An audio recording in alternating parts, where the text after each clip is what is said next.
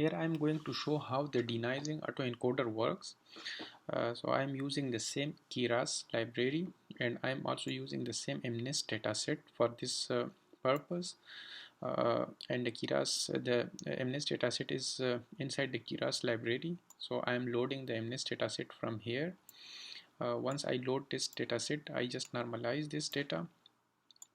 And then in denoising autoencoder, what we are going to do is we take the clean input training data and we corrupt that data. We add some noise to that data and pass it through the denoising autoencoder. And in the target, we are providing the clean data, and the training is performed like that. The objective is minimized based on the clean data, but the input is the noisy data. So here, this is the training data, and this is the testing data. So what we are going to do, we generate some noise, the random normal noise. We are generating this, we sample these values from the normal distribution, and what we are going to do, we are just adding that noise to the training data. So now this X train noisy is the noisy input to this network. Similarly, we are also sampling the noise from the same distribution and add it to the testing samples. Like in testing phase, we want to test the ability of this network. So the test samples are also noisy.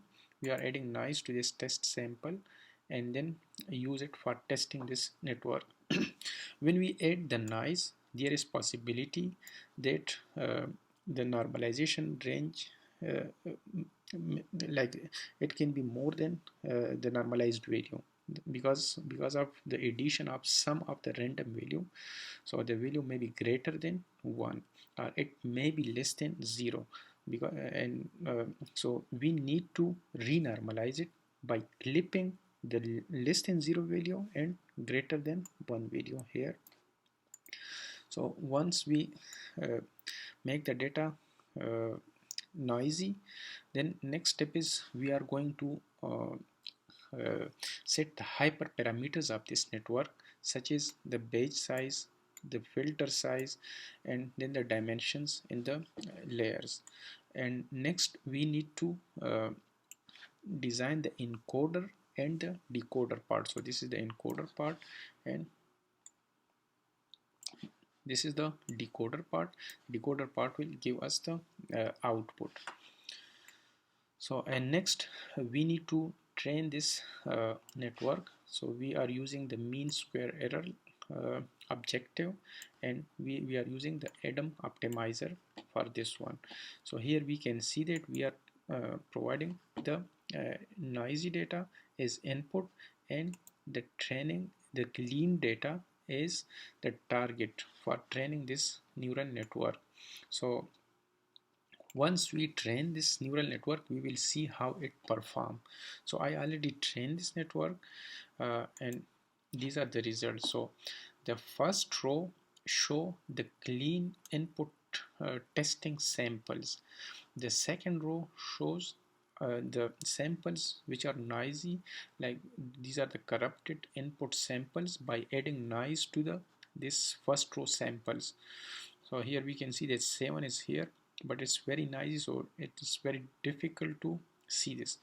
Now when we train this neural network on this kind of data, now it can generate the clean output. So the third row is the output of this denoising autoencoder. Similarly, this is just the repetition of the same testing samples.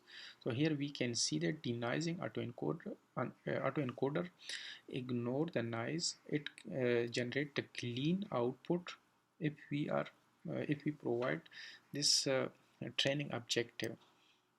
So this was about the denoising autoencoder.